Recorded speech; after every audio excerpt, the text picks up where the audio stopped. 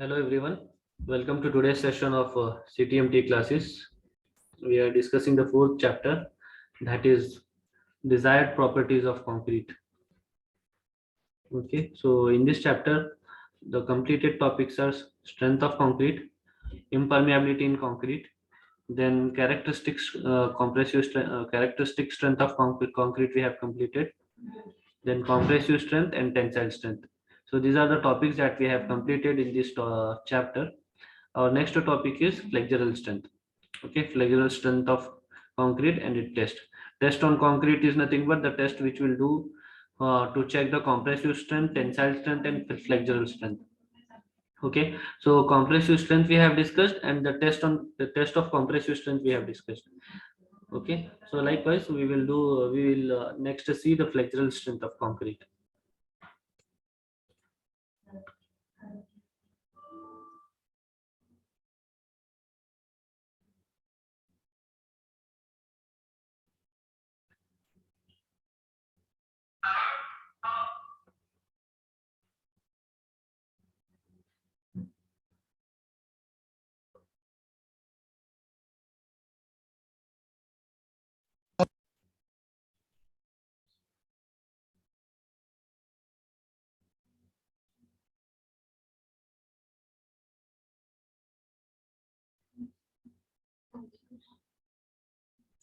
Okay, so this is our today's topic, that is flexural strength of concrete. Okay, so flexure, the state of being flexed. What do you mean by flexure? Flexure is nothing but the state of being bent or flexed.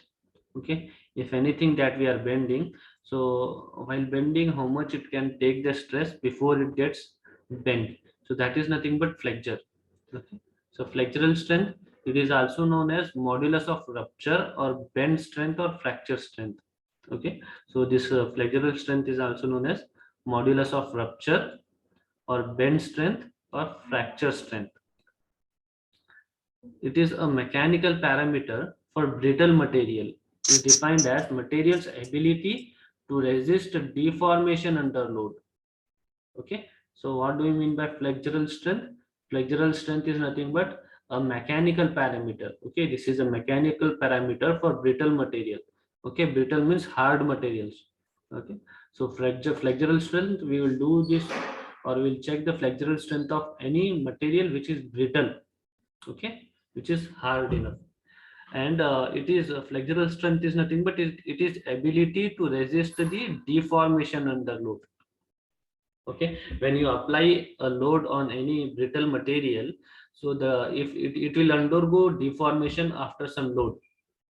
Okay, so initially it will withstand the load which is coming on it, so after that it will get deformed because of the load which is coming on it. So that deformation, when it goes, so this ability of the material to resist the deformation. Okay, initially when you apply the load on the material, so it will withstand up to its capacity. When the capacity of the material crosses, the material then undergoes the deformation. Okay, so this ability of undergoing deformation of a material is called as flexural strength. Okay, the flexural strength represents the highest stress experienced within the material and its moment of rupture. Okay, so flexural strength represents highest stress. Okay, when a material is there and we are applying the load on it, so at that time, if it is a flexural strength that we are checking, then it will experience the highest strength within the body of uh, material. Okay, so before it goes to the rupture, okay, how much strength is there, so it will withstand that much. After it ability crosses, it will undergo the rupture, or there will be cracks which will come. And this material will experience the highest level of stresses within the body. When an object formed a single material like wooden beam or a steel rod is bent, it experiences a range of stresses across its depth. Okay, so when you apply a load, okay, for the materials like uh, wooden beam or steel rod, when it bends, okay, it will experience the stresses along its depth. Okay, the at what point you are applying the load, no, from that point below the load, okay, below the point of application of load, so it will experience the stresses. Okay, suppose I will explain you with the help of figure. Suppose this is your beam, and here there is application of load. Okay, so like this you are applying the load on this. So this much area, okay, below the area below the load of application, so this depth will experience the highest level of stresses. Okay, so below, at the point of application of load, below that load, below the point of application of load, uh, to the full depth, your material will experience the stresses. Okay, so at the edge of the object, on the inside of the bend, that is called as concave face, the stresses will be at its maximum, and it is compressive stress level. Okay, this point is to be noted. I'll explain you with the help of example. Okay, then see here, at the edge of the object on the inside of the bend, okay, on the inside of the bend, it will it will be a concave surface. Okay, it will be a concave face. The stress will be at its maximum compressive stress value. Next point, at the outside. Okay, so previous point was inside. Okay, it was inside. Now here it is outside. Okay, at the outside of the bend, that is convex surface. If it is inside, it will be a concave face. If it is outside, it will be a convex face. Okay, the stress will be at its maximum tensile value. Okay, this is point to be remembered and understand. Okay, so when you are applying the load on an object, okay, when you are applying the load on an object, when it is a inside surface, in the sense on the top surface. Okay, let me explain you with the example only again, so that you can understand it better. Suppose this is your beam. Okay, this is your beam, and here you are applying the load. Okay, here you are applying the load. So when you apply the load, how it becomes this your let me explain you with the help of plane figure. Okay, so suppose this is your beam, and this is your point of application of load. At the top you are applying the load. Okay, so here when you apply the load, so how it will bend? So it will bend like,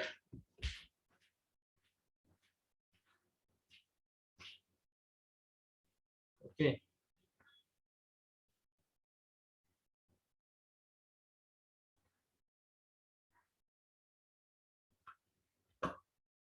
see here. Okay, this deformation I have showed you too much. This much of deformation will not be there, but for your understanding I'm showing this figure. Okay, so when you apply the load here from the top, so it will bend. Okay, so this surface is inside value. Okay, so this is inside surface. Okay, now this side, okay, this is outside. Understood?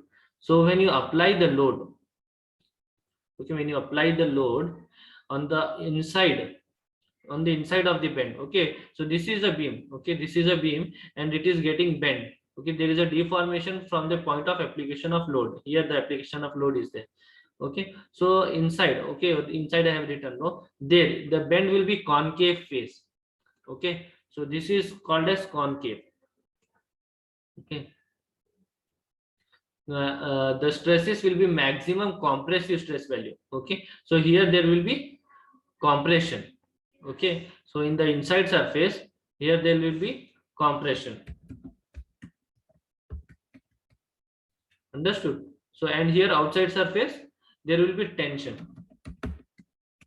Okay, on the surface of the material there will be tension. Okay, compression means you are compressing it. Tension means you are pulling it apart. Okay, from each other in the opposite direction, you are pulling the material. Understood? You try to imagine. Okay, keep this figure in your mind and you try to imagine this. Okay, there is a beam like that and you are applying the load on from the top. So when you apply the load, the top surface will feel compression. Okay, so top surface will feel compression. So like this. Okay, so it will goes like this. It will feel compression, and here outside surface it will feel tension, as if you are pulling it apart from each other.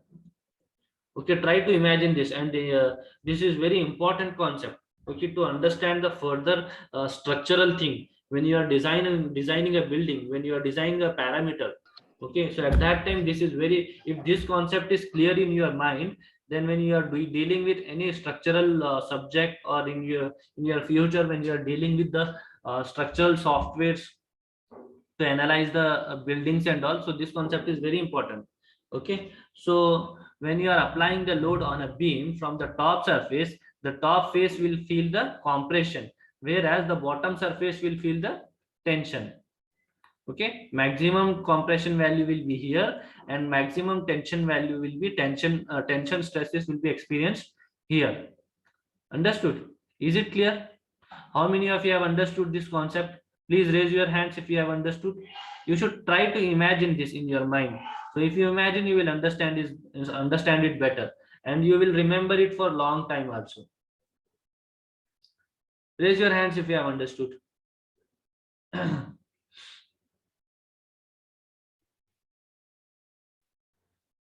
Good.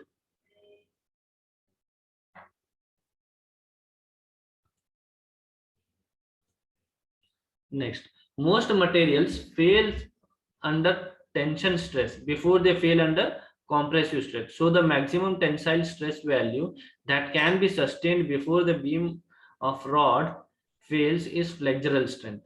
Okay, so most of the material, what will happen? They will fail in the tension stress. Okay, they will fail under tension means it is a bottom surface of the beam. Okay, or if it is a rod, if it is a concrete beam, whatever it is, it should be a brittle material. As I told you, it is a brittle material. Okay, so at the bottom surface it will feel the maximum tension value. But, okay, tensile stress before they fail under compressive stress means it will fail first in the tension at the bottom side, after that it will fail in the top side. Okay, so when you see, when a beam is rupturing like this, okay, when it is becoming like this, so at that time first a crack will happen here. Okay, like this it will try to open. Okay, like this crack will come. So later on here, in this compression, it is a compression phase, right? So here first a crack will not come. So when you are applying the force like this, first it will fail in the tension side. You imagine this. Okay, you imagine this in your mind. If you imagine, you will remember it for a long time, and this concept will be very much and easily clear in your mind, and it is a very important concept, I'm telling you. Okay, when you apply the load on a brittle material from the top surface, the top face will be tension zone, and the bottom face will be top face will be compression zone, and bottom face will be tension zone. Okay, so when you apply the load, first it will fail in the tension zone. Okay, the bottom surface, that is outside surface, it will give the cracks like this, and it will fail. Then after that it will fail in the compression later on, but first it will fail under the tension zone. Understood?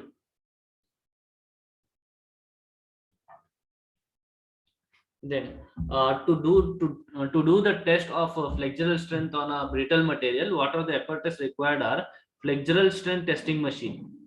Okay, to check the flexural strength of any brittle material, the machine required is universal testing machine. Okay, the machine required is universal testing machine. In short, we call it as UTM. Okay, then we need a balance to check the weight, then we need the scale. Okay, then the formula used is the flexural strength of a specimen expressed as the modulus of rupture.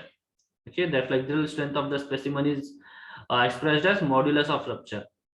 Okay, we call it as modulus of rupture. Remember, the flexural strength of a specimen, flexural strength of a specimen is expressed as modulus of rupture, because here the material is giving the rupture. Okay, it will give the rupture here, it will give a crack, and the formula to find is FB is equal to P into L divided by B into D square. Okay, P into L divided by B into D square. It means PL divided by BD square. You can call it as PL divided by BD square. P is nothing but, you see here, P is load applied in kg.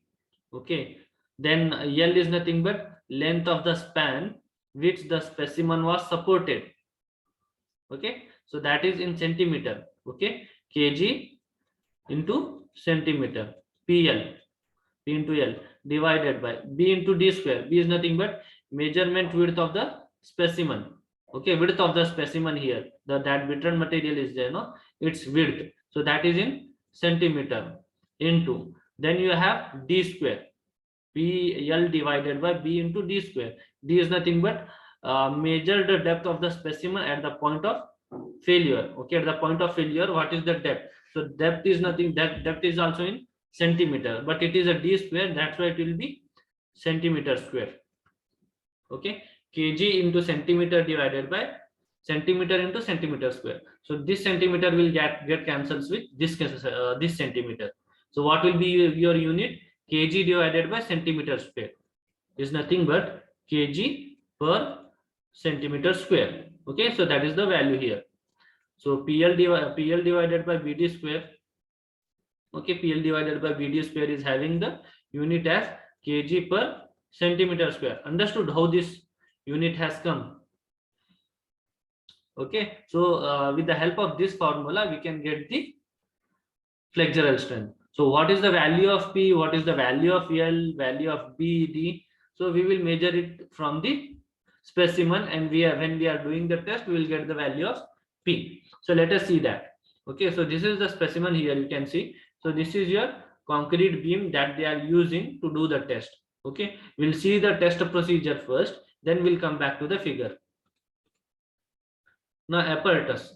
Okay, a testing machine may be of any reliable type, of sufficient capacity for the test. Okay, the machine should be of reliable type and it should have the sufficient capacity to give the load to the object.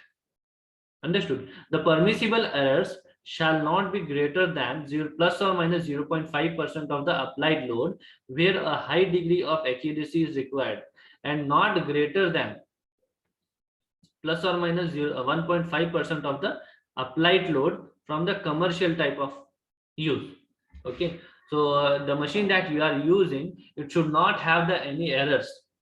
Okay, it should not have any error. If error is there, it should not be greater, more or less than 0.5%. If it is if the error is there, first of all, it should not have any error. If error is there, then it should be within plus or minus 5%. Okay, that is permissible. Otherwise, if the errors are more, then we should avoid such machine to do the test.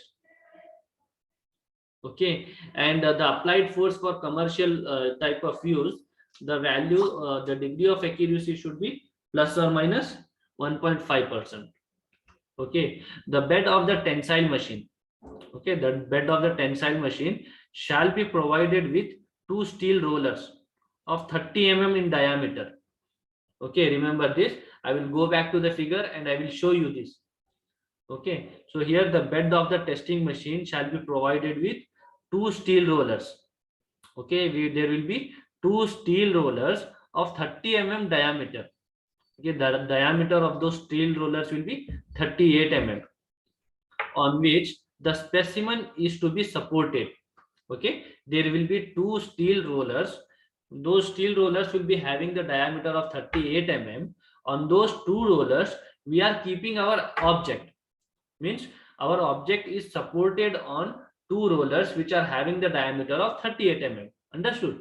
And these rollers shall be so mounted that the distance from center to center is 60 centimeter for 15 centimeter specimen. Okay, so those 2 rollers are there. Okay, those 2 round long rods are there which are having 38 mm diameter. So we are keeping those rollers. On that 2 rollers we are keeping our object. Okay, so the distance between these 2 rollers, okay, distance between these 2 rollers should be 60 centimeter when our object size is 15 by 15 centimeter. Okay, the cross section of our specimen, if it is 15 centimeter, then the distance between these two rollers, okay, these two steel rollers should be 60 centimeter. Okay, if our specimen is of smaller size, that is 10 centimeter by 10 centimeter, okay, the cross section of our specimen is 10 centimeter by 10 centimeter, then the distance between these two rollers should be 40 centimeter. Understood? If our specimen is 15 centimeter by 15 centimeter in cross section, then it should be, the distance between two rollers should be 60 centimeter. If it is 10 centimeter by 10 centimeter, then the distance should be 40 centimeter. Understood? Let us go back to the figure. See here. In this figure, you can see, okay.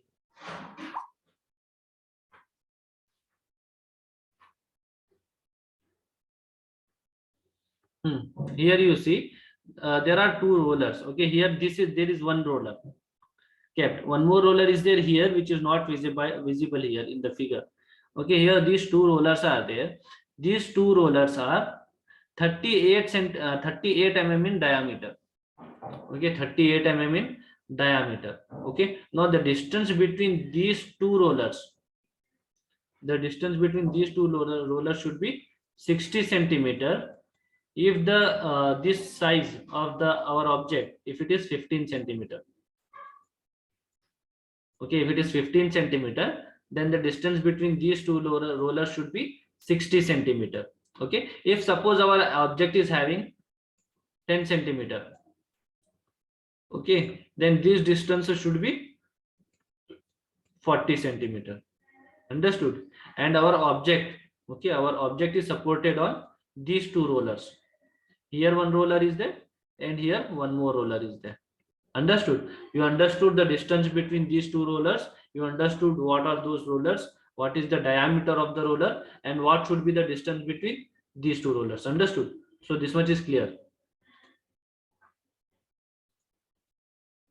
Now, the load shall be applied through two similar rollers mounted at the third point of the supporting span.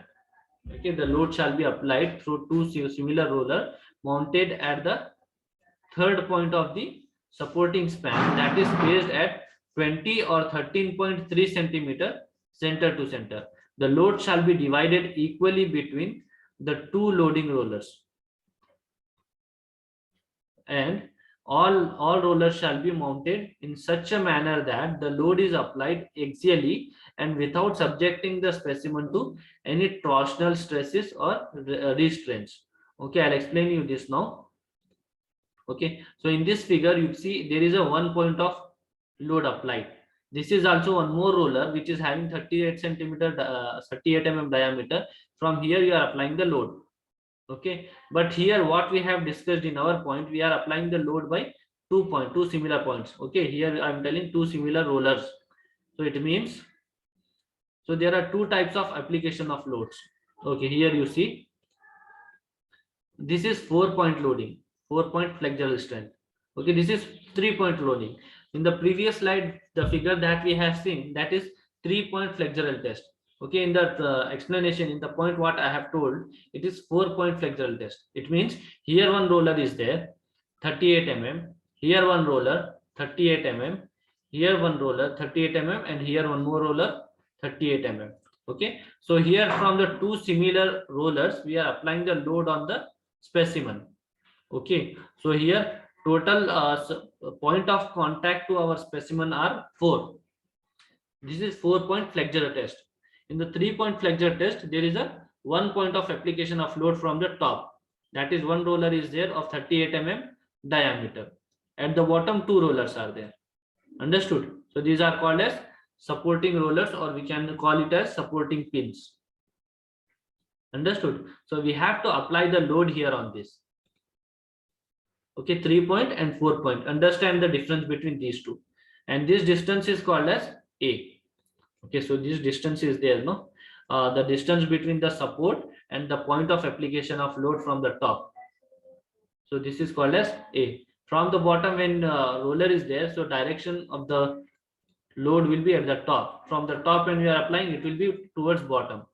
Okay, from the top, it will be downward direction. From the bottom, it will be top direction. Okay, you should imagine this kind of a things. Okay, now loading type. The value of modulus of rupture, that is extreme fiber stress in bending, depends on the dimension of the beam and the manner of loading. Okay, so how much stress of how much strength of our specimen is there depends on the dimension of the beam. If you are having a big beam, the dimensions with bigger dimension beam, then you will get then you will be having the more strength. If smaller the beam, so less strength. It also depends on the manner of loading, how you are applying the load, whether it is a 3-point or 4-point. Okay, the system of loading used in finding out flexural tension are central point loading and third point loading. Okay, in the central point loading, maximum fiber stress will come below the point of loading, where the bending moment is maximum. In case of symmetric 2-point loading, the critical crack may appear at any section not strong enough to resist the stress within the middle third, where the bending moment is maximum. Okay, so let us understand this now. In figure only I'll explain you. See here, so in the 3-point loading, okay, in the 3-point loading, from here you are applying the load. Okay, here you are applying the load. So when you applied the load here, your specimen will feel maximum stresses here in this region below the point of load, and your specimen will fail in this region only. Okay, here below where you have applied the point of application of load, so in that below that only it will feel the crack. Okay, so in this region there will be a crack. So here in the bottom portion there will be crack.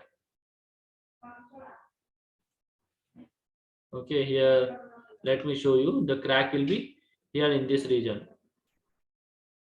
Okay, so it is in 3-point. In 4-point, so when you are applying the load, okay, so you are applying the load here and here, and from here bottom there is a support. So where will your crack comes?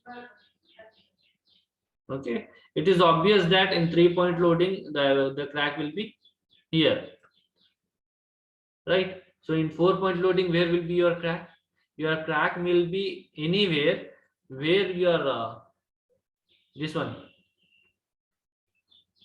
beam is having weakest portion, in this region. Okay, in this region, wherever your beam is having a weakest portion, there it will get a first crack. Understood? So this is, by this you will get the value of P. Okay, the following figure shows the modulus of rupture of beam of a different size object to center point and third point loading.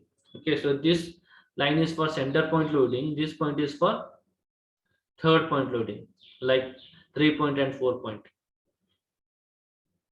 Okay, let us not go this much in detail. No, okay, test procedure. The test specimen stored in water at a temperature of 24 to 30 degrees Celsius for 48 hours before testing shall be tested immediately on removal from the water whilst they are still in a wet condition. Okay, what you have to do, you have kept your object for curing. Okay, after preparation of the object, you have kept it for curing. So before doing the test, it should be in water at least for 48 hours. After that, you have to take it out, you have to wipe it out, then you have to do the test when it is still in a wet condition. Okay, the dimension of each specimen shall be noted before testing. We should check for the dimension of the object. No precaution of the surface is required. Okay, placing the specimen in the testing machine. The bearing surface of the supporting and loading roller shall be wiped clean and any loose sand or other material removed from the surface of the specimen where they are to make contact with the roller. Okay, what you have to do, first you have to take the specimen, then you have to take the rollers, 38 dia rollers. So those rollers you have to take, you have to clean those rollers should be clean, and you should see that your specimen also should be clean where there is an application of load. Okay, means where your roller is coming in contact with the object. The specimen shall be placed in the machine in such a manner that the load shall be applied through the uppermost surface as cast in the mold. Okay, when you have molded your beam, concrete beam in the mold, so the top surface which was open, so that should be surface to apply the load. Okay, along two lines spaced 20 or 13 centimeter apart. The axis of the specimen shall be carefully aligned with the axis of the loading device. Okay, so you have to give the axis means where you are going to apply the load. No packing shall be used between the bearing surface of the specimen and the roller. Okay, so when your roller should be directly in contact with the specimen, there should not be any packing chip or something. Okay, directly your roller should be in contact with the specimen. The load was then applied without shock, increasing continuously at a rate such that the extreme fiber stress increased at approximately 7 kg per square centimeter per minute. That is the rate of loading of 4 kilonewton per minute for 15 centimeter specimen and 18 kilonewton per minute for 10 centimeters specimen. Okay, then what you have to do? You have kept your specimen in the machine now. Okay, inside the machine you have kept your specimen, whether it is a 3-point or whether it is a 4-point. So you have kept it in the machine. Now you have to apply the load on the specimen continuously. You have to increase the load. You don't have to suddenly apply the load at once only. So slowly you have to increase the load. So when you are increasing the load, the rate of application of load, it should be 4 kilonewton per minute. Okay, so 4 kilonewton of the load should be applied in 1 minute for 15 centimeter specimen. Okay, or otherwise if it is a 10 centimeter specimen, then the load should be applied at a rate of 1.8 kilonewton. Okay, the rate of application of load should be 1.8 kilonewton per minute for 10 centimeter specimen. For 15 centimeter specimen, the rate of application of load should be 4 kilonewton per minute. Okay, so you have to check the dimension of the specimen before the application of load. Okay, the load was increased until the specimen failed and the maximum load applied to the specimen during the test was recorded. Okay, so you have to keep on increasing the load on the object or on your specimen. Okay, and you have to stop the application of load when your object fails. Okay, the appearance of the fractured surface of concrete and any unusual features in the type of failure were also noted. Okay, so when you apply the load, after some time your object fails, it will give a crack, right? So you have to note down the type of crack also. Okay, if there is a type of crack and if there is an unusual feature, that you have to note it down. The flexural strength of the specimen expressed as the modulus of rupture was the was the found from formula. If the fracture initiates in the tension surface within the middle third of the span length. Okay, so we have the formula that is in the previous slide we have seen. There is a formula for flexural strength, that is PL divided by BD square. Okay, so here we will get the P value. Okay, P value we will get, that is nothing but the load. We know the length, we know the breadth, we know the depth. Okay, then if we put the values in the formula, we'll get the flexural strength. Okay, if the fracture occurs in the tension surface outside the middle third of the span length by not more than 5 of the span length, and discard the result if it is more than 5%. Okay, so there is a one more formula here, 3p into A divided by BD square. So this formula is used if there is a 4-point loading.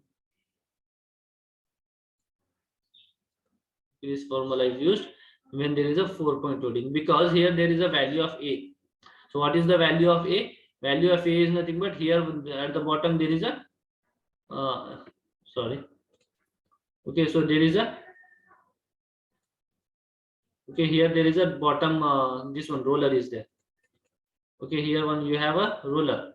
Okay, so the distance between this and this here, and this distance is called as A. Okay, so this value of A also has to be considered. So this value and this value, right? So this is the value of A, right? So we know the value of P, that is the load of application. A value we know, B value we know, D value know.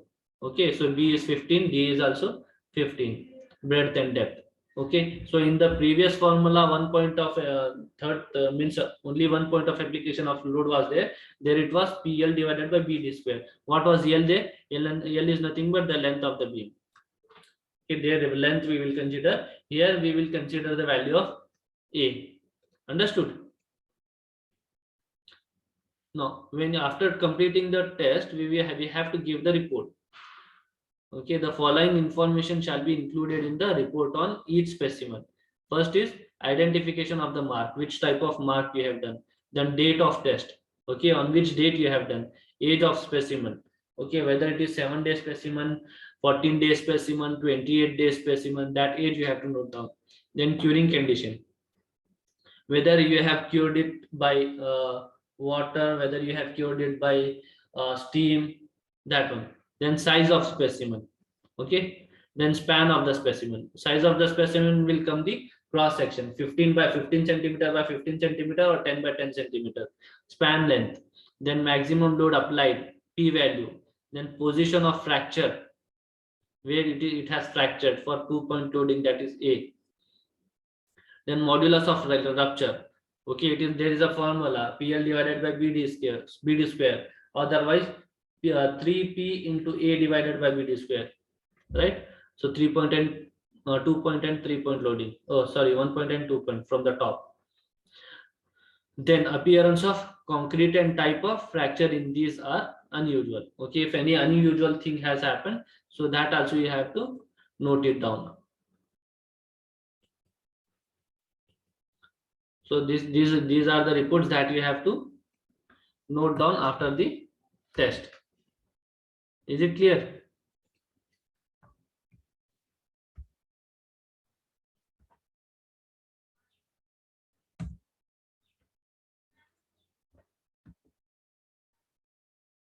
Is there any doubt here in this, in the flexural strength of concrete? Otherwise, we'll go to the next topic. Our next topic is test on concrete.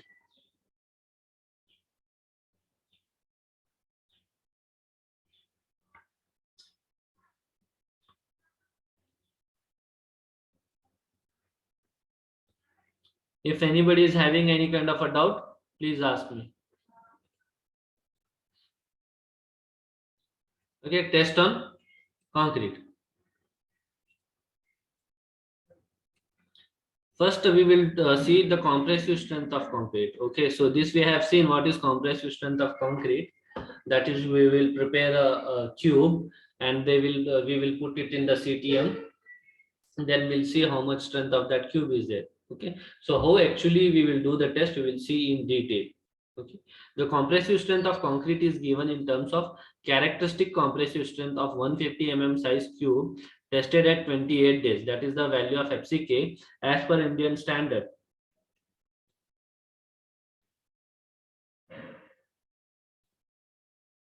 Okay, as per Indian standard, ACI standard use cylinder of diameter 150 mm and height 300 mm.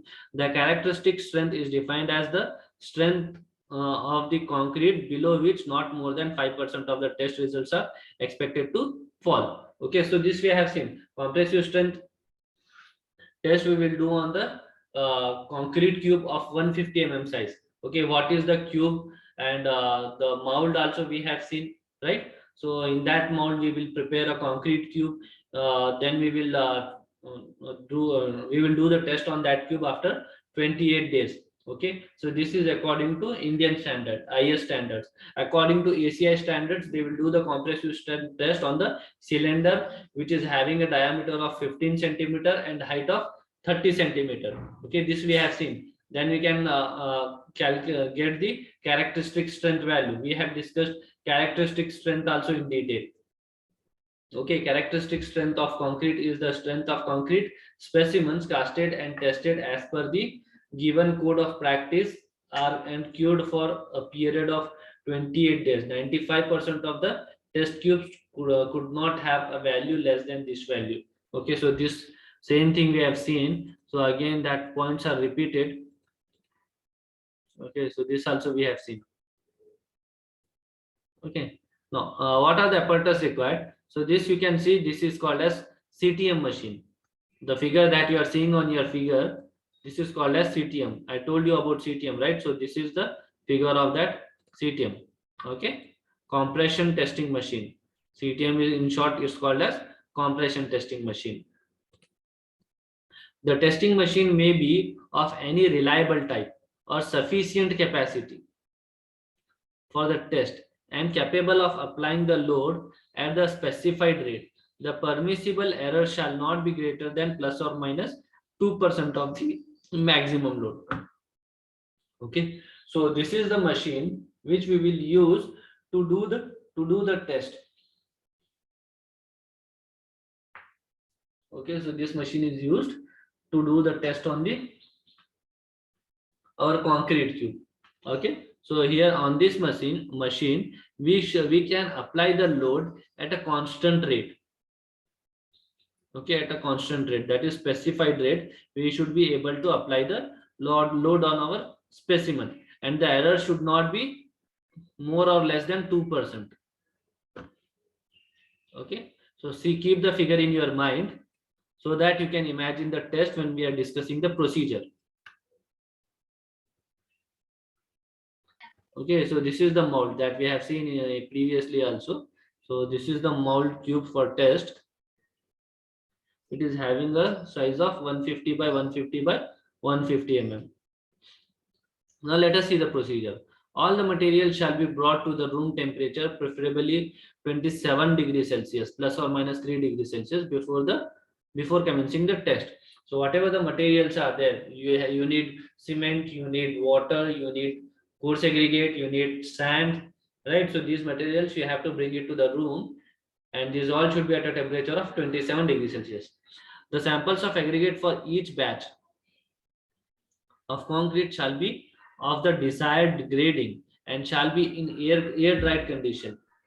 Okay, the cement sample on the arrival of the laboratory shall be thoroughly mixed dry either by hand or in a suitable mixer in such a manner as to ensure the greatest possible blending and uniformity in the material, care being taken to prevent intrusion of foreign materials. Okay, so what you have to do, you have to bring all the material to your laboratory, that is to your room. Okay, so after bringing your coarse aggregate, we have discussed, right, moisture content of the coarse aggregate. Remember, in the third unit we have discussed about this moisture content of sand also we have discussed, that is the bulking of sand. Then we have discussed about moisture content of coarse aggregate. Okay, surface dry, air dry. Then we have discussed the 4 different types of moisture contents in the coarse aggregate. Okay, here your coarse aggregate should be air dry. Okay, then after bringing the cement, you have to mix all the ingredients. Okay, that is your cement, sand, and coarse aggregate. So these all three should be mixed together, and your aggregate should have proper grading. Okay, grading should be proper, and these all three materials will be mixed thoroughly, and you should mix it such that it should give proper blending and uniformity. Okay, so there should be a uniform color and uniform mixing of the material. Okay, the proportion of the materials including water in concrete mixed used for determining the suitability of the materials available shall be similar in all respect to those to be employed in the work. The quantities of cement, each size of aggregate and water for each batch shall be determined by weight to an accuracy of 0.1% of the total weight of the batch. The concrete shall be mixed by hand or preferably in a laboratory batch mixer in such a manner as to avoid the loss of water or other materials. Each batch of the concrete shall be of such a size as to leave about 10% excess for molding the desired number of the test specimen. Okay, so what you have to do after dry mixing, you have to add the water, add the water to the your dry mix. When you add the water to the dry mix, then then again you have to mix it to get the concrete. Okay, so when you are mixing, okay, so when you are mixing, you have taken the amount of water. At that time, you should take the water also in a proper quantity. Okay, your water amount of water should be in a proper quantity. So you have to take in proper quantity, then you have to add and mix. So when you are mixing, okay, when you are mixing, the mixing should be either done by hand or otherwise it should be mixed in a mixer, in a concrete mixer. Okay, so it should be either it will be mixed by hand or by mixer. So at that time you should take care that there should not be any loss of material. Okay, there should not be any loss of material. Sometimes the some amount of event, though it is a laboratory, there will not be any loss of material, but if you are doing this test, if you are preparing it, mixing the concrete on site, then there is a blow of air, then some amount of cement will get flied away along with the air, right? So or some amount of cement will stick to the bottom surface on which you are mixing the concrete, right? So this kind of a wastage will happen, so you should try to avoid such things. Okay, and when you are taking the amount of ingredients, okay, how much amount of coarse aggregate, fine aggregate, water and cement you are taking, you should take at least 10% extra all these materials, because when you if you take the exact quantity of the materials which is sufficient for the this one for your use for molding, then you may some amount when you are if you take the same amount, then some amount will get waste by sticking some here to there and to corners and all, so that will not be sufficient. So you have to take 10% extra all of this material, then you have to prepare your concrete. Okay, you have to prepare your concrete, you have to put it in the this one. Okay, I will come to the direct of this one. This procedure is a very lengthy, as I have already explained you. So this procedure is how you have to mix the concrete. Okay, so you have to prepare the concrete, you have to put, after preparation of concrete, you have to put it into the cube. You have to oil the inside surface first, then you have to put it inside the concrete. Okay, while putting the concrete, you have to what you have to do, you have to apply you have to put in 3 layers. Okay, first layer compaction, second layer compaction, third layer compaction, then level the top surface, keep it like that only for 24 hours in at a room temperature, that is 27 degrees Celsius. On the next day, you have to come back to the lab again, you have to disassemble the your concrete mold, and your concrete cube will be ready, and that concrete cube you have to keep it in the water for curing. Now, so now next is for how much you have, for how many days you have to keep it. So that is the question. So you have to keep it for curing for the specimen, that for how many days, how much age of the concrete cube you need to do the test. Okay, whether suppose if you need a concrete cube of 3 days age, okay, for age of 3 days for the test, then you have to cure it for 3 days. After 3 days, you have to take it out and you have to do the test. Then you will get the strength of the concrete at the age of 3 days. Okay, if suppose you want to get the age of that concrete specimen after 28 days, okay, at the age of 28 days, then you have to keep it in water for the curing for 28 days. After 28 days, you have to come back, you have to take out that specimen, then you have to do the test. Okay, how you have to do the test? You have to take it out from the curing tank, you have to wipe the surface. Okay, I am telling the procedure in general, okay, to make you understand. Wipe the surrounding surfaces, all the surfaces of the concrete cube, then you have to put it into the machine. Okay, let us go back to the machine. In general, I am explaining you. Okay, so this is the top. This one you can see, this can be rotated. So it can be rotated. When you rotate it, it goes up and down. Okay, so here you can see, right? So this will go up and down. So you can see here screws are there. This one is there, round, right? So when you rotate it, it will go up and down. Okay, so this is the base plate. So inside this, okay, in here you have to keep your specimen. Okay, here like this you have to keep your specimen. Understood? Okay, so you have to keep your specimen like this. Okay, so you have to keep your before keeping your specimen, you have to clean the surfaces. So you have to clean the surfaces of specimen as well as the machine which is coming in contact with the specimen. Those surfaces you have to clean. Then you have to keep your cube here in this position here. Then you have to lower it. Okay, then you have to rotate it to lower. Okay, you have to lower it until this.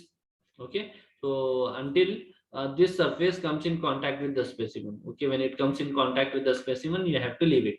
Okay, after that here, okay, so here you have the buttons. Okay, one green button is there and here one red button is there.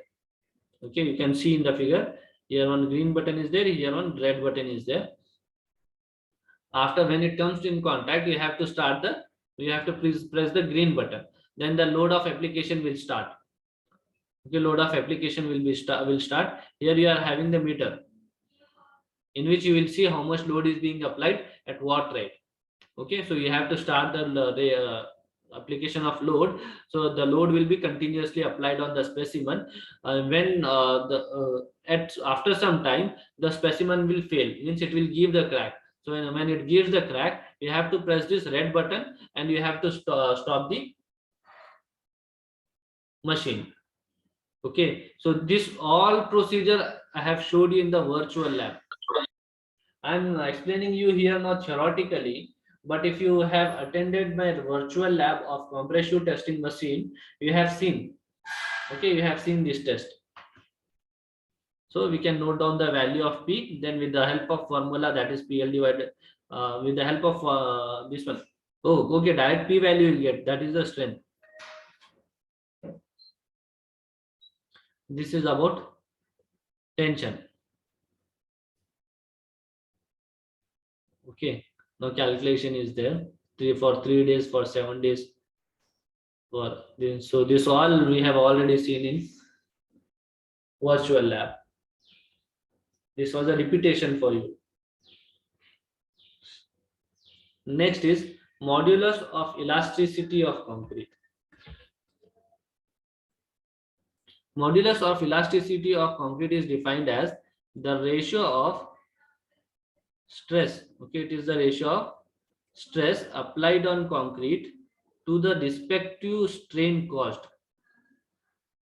Okay, so you know what is stress and what is strain. You might have studied already, right? In your you might have been studying in the subject, in the SOM subject. So what is stress, what is strain, right? Stress is nothing but load divided by area. P by A. Stress is equal to P by A. Strain, what is strain? Strain is nothing but length divided by change in length. L divided by delta L, right? So what is modulus of elasticity? Modulus of elasticity of concrete is defined as, it is the ratio. Okay, it is the ratio of stress applied on the concrete to the respective strain cost. Okay, so modulus of elasticity, it is denoted by E. So E is equal to stress divided by strain. Okay, stress divided by strain.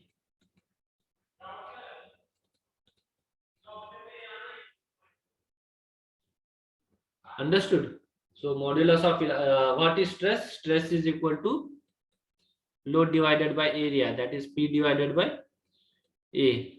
And what is strain? Strain is equal to length divided by change in length, that is delta L.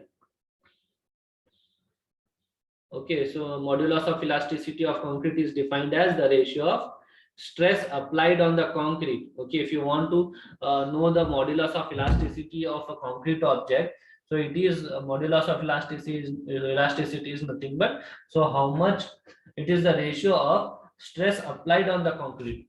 Okay, so how much stress is being applied on the concrete surface, and because of that stress, okay, because of that stress, how much strain has come in the concrete.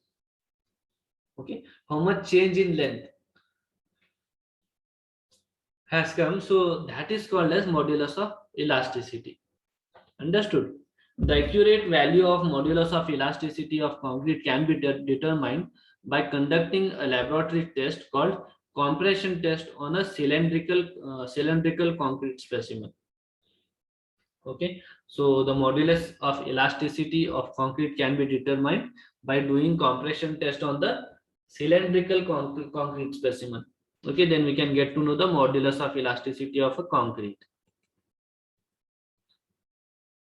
In the test, the deformation of the specimen. Okay, in the test, the deformation of the specimen with respect to different load variation is analyzed. Okay, these observations produce stress strain graph, load and deflection graph, from which the modulus of elasticity of concrete is determined. The slope of a line that is drawn in stress strain curve from a stress value of 0 to the compressive stress value of 0.45 fc, that is working stress, gives the modulus of elasticity of concrete. Okay, so what we are doing here in the test is the deformation of the specimen with respect to the different load variation is applied. Okay, so at how much load, how much is the deformation? It means for how much stress, how much is the strain. Okay, so when you are applying 100 kg of load, so what is the deformation? When you have applied 150 kg, how much is deformation? When you have applied 200 kg, what is the deformation? Okay, so you have to see here the load variation, the deflection for the different load variation. Okay, so this observation, okay, this observation, right? So that I have told you, so 100 kg, so what is the deflection? 150 kg, what is the deflection? 200 kg, what is the deflection? Okay, so these observations, okay, so these observation, it will produce stress strain graph. Okay, so we can produce a stress strain graph for this. Okay, that is load deflection graph. Stress strain graph is also called as load deflection graph, from which the modulus of elasticity can be determined. Okay, so we will see there for zero stress how much is the deflection, then as the stress value increases, how the strain increases. Okay, the laboratory test for to determine the modulus of elasticity of concrete is explained below. Okay, now again test is there to determine the modulus of elasticity.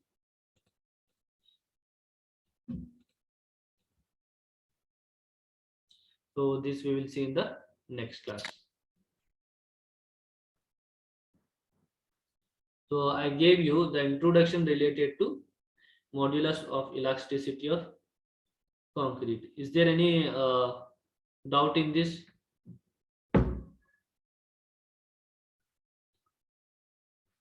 We'll see the test procedure later.